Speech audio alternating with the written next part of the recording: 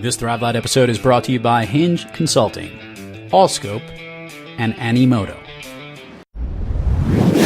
Today on Thrive Loud with Lou Diamond. A story about an ordinary person having some extraordinary experiences is nice. It's just not all that common as one might think. Unless you have a fairly visible profile to start with, most folks don't really seem to take the time to want to listen to what happened. Get ready to Thrive Loud with Lou Diamond. Welcome, everyone, to another episode of Thrive Loud with Lou Diamond, connecting you to the most inspiring and amazing people that are thriving each and every day.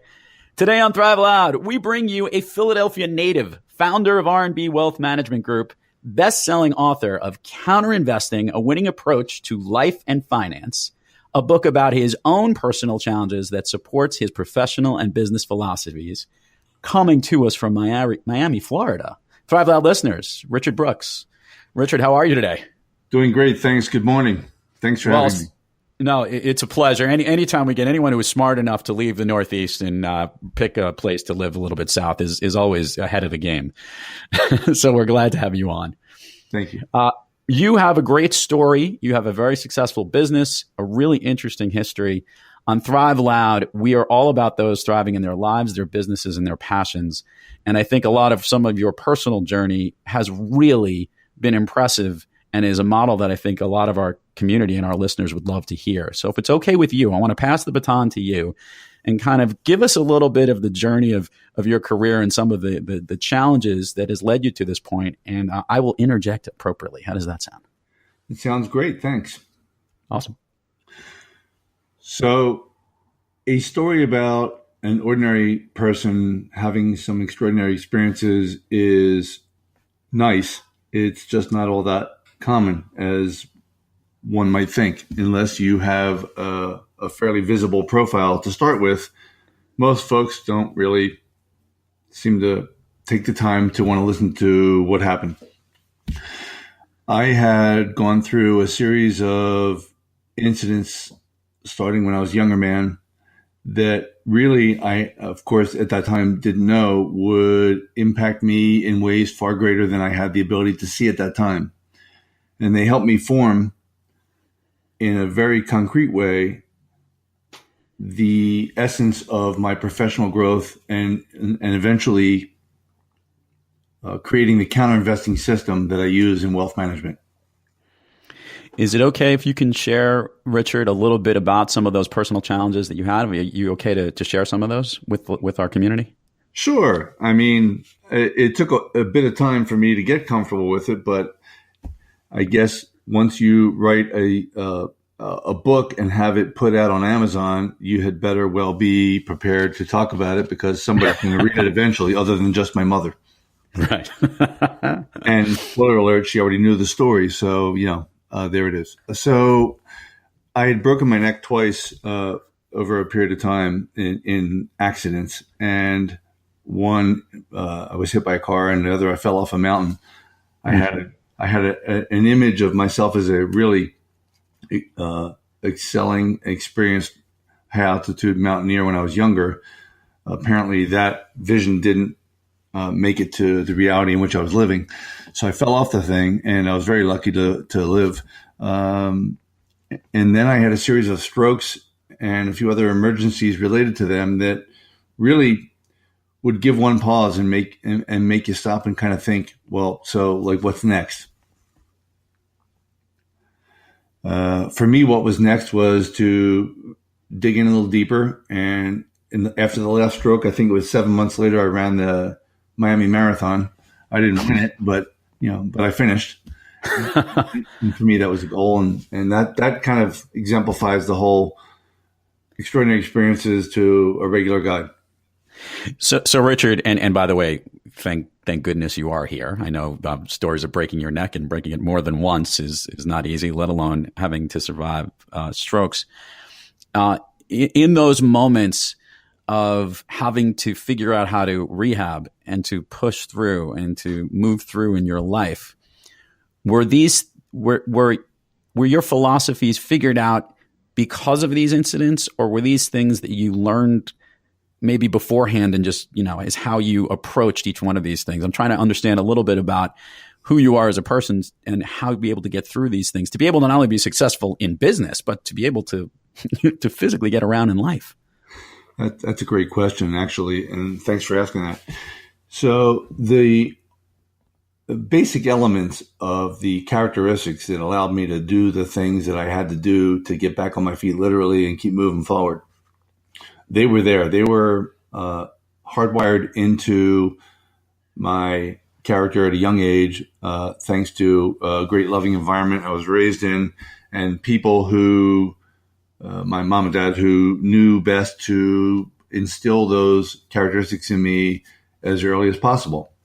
Never quit, keep moving if you can, and move faster if you can. And those kinds of things were only magnified after those injuries, when doctors would look at me and say, well, we're not sure if you're going to walk or if you're going to play sports again. I just found their attitude to be completely wrong. And that was just my reaction right away, to not to be a reactionary person who doesn't like authority figures, but I just didn't find their advice to be in keeping with the information that I had programmed in my mind, and that was deeply embedded in my DNA. It's great. So I guess some of the challenges, let's just go through this. Physically today, obviously you ran a marathon. So obviously you're have managed to come back tremendously. How long of a period of time did you have between the strokes and the actual injuries that enable, how long was the road to recovery, if you would, in years or months? Yeah, that's a great question. My memory of it is general in nature, that last stroke, I guess by that time I had enough of these traumas and related incidents happen that tested my recovery process. That was probably the shortest of all of them, even though it was probably the most involved as far as what happened. I had a stroke compounded with a heart infection, which was a bit of a surprise. Fortunately, I had a few doctors in my life that not only were good doctors, but they had a great sense of humor.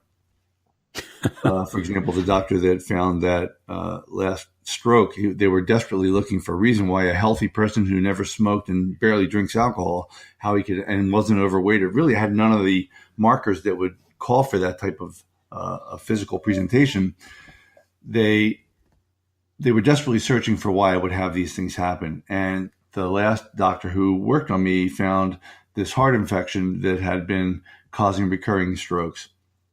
And every time I would get better and go for a run and lift weights and so forth, which I did, 6 days a week, I would not feel well afterwards. And a few of those times led to strokes. The last one was a 7-month gap between the stroke and surgery and the marathon.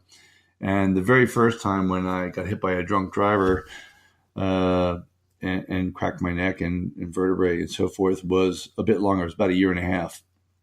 Wow. So it took a bit of time for me to get better that time, and also to figure out that I was going to push myself to do sports after that. So not only in pushing yourself to do sports, which is, by the way, impressive in itself, and I'm always fascinated by those and the power that people have, or the drive that's there. You obviously took a counterintuitive approach. When people told you you can't, you said you could.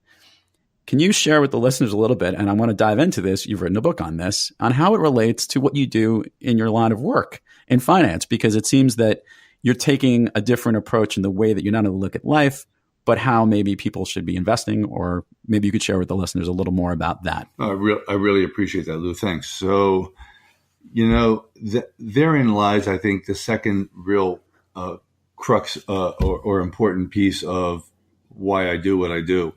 I've always enjoyed the world of finance and the broader scope of the markets. But when I was a younger man working at a large institutional financial organization, and they would tell me to do things, it was much like later in my life when the doctors would say things, it just didn't resonate with me.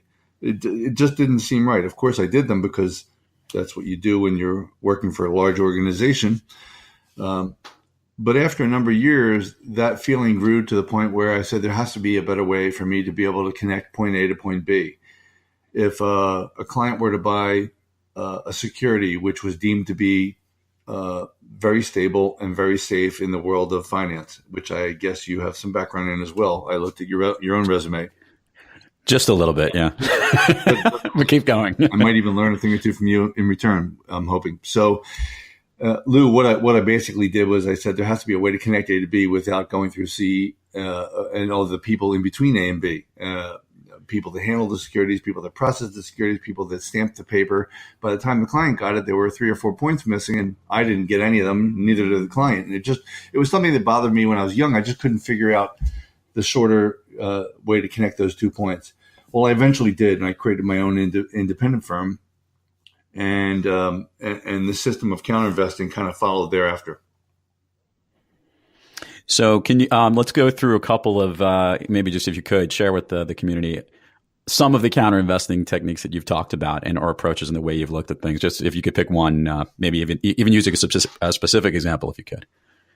Sure. I tend to stay away from specific securities because, of course, I'm new to speaking to mass media. And in doing that, of course, you don't know who you're speaking to. You don't want to give them the wrong idea since you don't know much about them. But basically, I can surmise it this way, Lou, that traditional values that the large institutions emulate, there's nothing wrong with the value set. There's just something broken in the model. And that's kind of where I started. If you wanted to own a security, like you said, Apple, that's terrific. But if you don't know anything about the rest of the story, which is where my 3-pillar system in counter investing, performance, productivity, and personalization, the third is probably the most important that we can talk about since you brought it up. Personalization is probably the hardest, and yet I mentioned it third in the pillars, and the most important of the 3 that support our system. It's very hard, and you probably can attest to this in some ways, to personalize an investment plan or investment structure for a broad group of clients. It's much easier to have products or other canned bucket system type approaches where you throw them into different containers and then you hope it works out over a period of time. That didn't resonate with me any better than the advice from the doctors that I probably shouldn't walk for a year or 2 or take it easy or this or that. I just wanted to get up as quickly as I could and start moving as quickly as I could and build on that. And in the same way, I decided that personalization of people's investment portfolios was also important. Great. And thanks for that. And I love it. I love the personalization piece because it also is. I just keep thinking of, Warren Buffett's approach from a long time ago where, he needed to understand the business before he could ever invest in it. But it's also true on how businesses and investments relate to you personally and and at different stages of times, there's different ways you connect on that. And I think it's smart. And I like your anytime that people have the 1, 2, 3 system, I'm always a big fan of it. It keeps it very simple. Richard, I got a good question here that I ask all of the Thrive Loud listeners, and this one I'm really interested in because you're a very self-driven person. And obviously, you've overcome physical situations and you've probably translated it into great business success. Can you share with the Thrive Loud community, when you have trouble thriving, who or what do you turn to get back on the thriving track? Well, that is a great question. Lou, I have a quote on my office wall that's been there for a long time. It was written by a famous playwright, David Belasco. I don't know if you heard of him. I wasn't a huge theater person growing up. I happen to have a couple of clients off Broadway, but therein lies the extent of my connection to the theater. Other than this quote on my wall, which I saw in the journal, I don't know, maybe 20 years ago. And the quote was very simple. It said, "Keep it simple." So it caught my eye. And it was an entire white space page with just type in the middle. And it was by this fellow, David Belasco. And I can summarize it this way. He said, if you don't have a clear, if you can't fit your idea on the back of my calling card, a business card, then you don't have a clear idea. And I thought that was great. And that really did kind of touched a nerve deep within me. And I, of course, wrote in immediately and got several copies. And I actually gave one to a former director at Merrill Lynch because I was working for them back then. I don't know if I should say the name of the firm, but only in a positive way. And he was a great fellow and a great mentor. So I had given one of these quotes to him, and as well as my father. And you asked what was a motivating and what do I rely on and reach for. I would refer back to the teachings I was given when I was young, as I mentioned earlier in our talk. The items that were hardwired into my mind at a young age by my folks about getting up and not quitting. And that's kind of what I rely on, that and that quote, because every time I look at it, it kind of reminds me to do the same. I love it. It's a great quote, and I'm not as familiar with him from the quote, but I'm going to look it up, and I can only imagine what that looks like too. And I like the idea of you don't have an idea if it's put on the back of a card, and I love that. That's really something. Google David Belasco and keep it simple, you'll come up with that quote, and it's a little bit longer than that, but that's the bottom line of the thing. It's really it's brilliant, and it was written so long ago that it's amazing. You know, people say history repeats itself. Boy, there's a piece of history that you'd like to have repeated. I mean, it's great. People come in and they have all kinds of stories that clearly wouldn't fit on the back of a 2x3-inch card about how and why and where they came from with their money. And it really should be boiled down to one sentence, because if it's not, it's probably not a good fit with our firm. Gotcha. Help us now understand, Richard, the growth of R&B from when you started it and what it looks like today, just so people have an understanding of what you've actually been able to achieve. Because for someone who's managed to overcome the things you have, I can only imagine how impressive this must be. Well, thank you. Overcoming those things was great. And having a philosophy that was kind of easy to understand and clearing things up really helped us shape the firm and to continue to grow. And we are continuing to grow year over year.